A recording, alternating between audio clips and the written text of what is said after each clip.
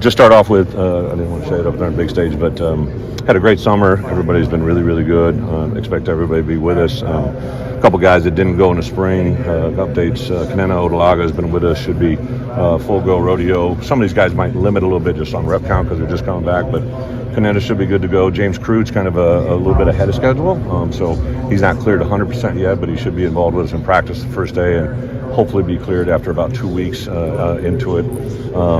Unfortunately, last Wednesday, just during a normal routine drill, Mason Moragan came out of the drill and kind of stepped awkwardly and had a knee injury, so he actually had an ACL tear that unfortunately will need surgery, so he'll be out for the year. But other than that, we should be pretty much full throttle as we go forward and kind of see where this group's at, starting on Sunday and our first practice on Monday. So other than that, we'll proceed with questions. Yeah, obviously, this program's been really competitive. What's that? This program's been really competitive. Yeah. With you, what's the next step, and what gives you confidence when you see every day that you're ready for it? Great question. Obviously, I didn't come here to compete, right? I want to win, and I think about it a lot. Our first year to go to 5 wins, and everybody was like excited. I'm like, well, we're gonna go to a bowl, right? And then next year to go 8-5, and I think a lot about what it could have been possibly, and then going into last year with a lot of expectations and thoughts, but to fall short and go 5-7. But on the flip side, I look at it and I say, over a 3-year window, if we could have found one more game in those 2 years, be 3 years in a bowl game, we'd be talking in a totally different light. So bottom line, it's about wins. I am excited. Obviously, this program grew in a big way through recruiting when I first got here, but I think this last year has been stronger than ever. I think the addition of some of these portal guys, not just the skill set they bring, but as I mentioned up there, you start looking at the number of games that some of these guys have started. Zakari started over 40 games. T. Brooks to be at a almost 20-game starter at a program the level of Texas. J.C. Davis and Melvin Priestley, our 2 tackles, both those guys have started in college football and played at a high level. Torrey Cox, a guy that started over 20 games, right? So not only the experience we have coming from our returning team, but the experience of that room, I think, can help us do those things. Coach, after a 2-4 start last year, it seemed like in the second half, picked up some momentum, big road wins, offense is really clicking. What's the key to bottling up that momentum and getting off to a quick start this year? Well, I understand the question, but for us, we just live every game for what it is, right? And we open up a game against Eastern Illinois on a Thursday night, and that's a very good football team that's going to come in with 1-10 to try and beat us, right? So it's going to start in week 1. It'll go through 12 games that we got to take every game for what it is. I think as you progress as a program, you should play your best football at the end of the year, right? So hopefully we're going to play at a level in game 1 to take advantage of that moment. But 12 games later, hopefully we're going to be playing our best football and have a couple wins. What are some of those areas where you felt like you needed to improve, and how do you think you addressed those in the offseason? You're talking from last year? From last year. Yeah, without a doubt, I think offensively it starts up front, right? Always has.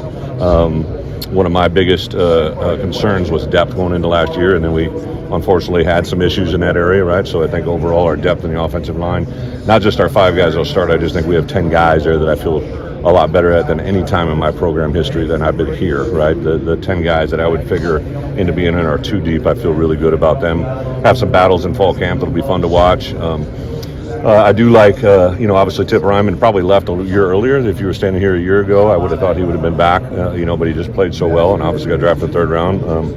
But I do think that the players we've acquired in that room have been very impressive for us last spring. Cole Rusk, obviously, being where it is, but Tanner Arkin, who's been in our program now for 2 years. It's you forget that some of these guys have been with us a while. It's not like they just transferred in, right? So those 2 guys in particular, Henry Boyer back, going full strength. I'm really excited to see. And then Goda is a guy that we just added, very athletic, a good ball catcher receiver. I think in the receiver room, Pat Bryant's growth as a football player has just been really pretty special since last year, taking that leadership role and seeing where it's going.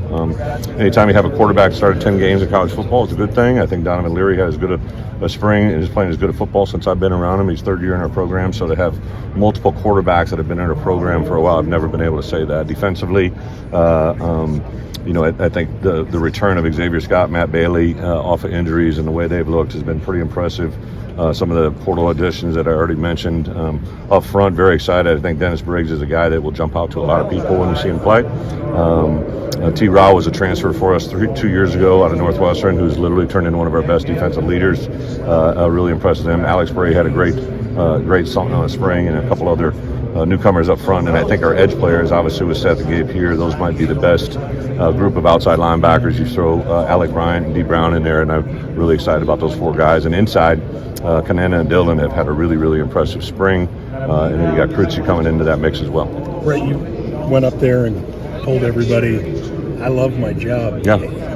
Why did you want to say that? Is your job gotten harder, crazier, more stressful? No, I just, I hear narratives out there, right? Like everybody, like even like people that I'm around as a family or socially or friends, right? They're like, man, I don't envy your job. And I'm like I've never had anybody say that before. Like most people would love to be in my job, right? And that's never been stronger for me than it is right now. Like I just, my wife and I ducked out of town for a couple of weeks in Hawaii, and right, and 5-hour different time zones, so not a lot of people are bothering you except for the people coming up to you at the pool, right? And it was funny just what general people who don't know me, who recognize me, would come over and say, right? And I'm like, this is one of the greatest times in college football to be in the position I'm in, right? Like just in the past, maybe if you were thin at different positions, you just kind of had to absorb what you had to absorb, and now you can go out in the portal world and get a player that you feel can come in and help you win, right? And that's never been done before. Players, everybody wants to talk about NIL. What I love about NIL, I watched a guy, Isaiah Adams, who's from Canada last year,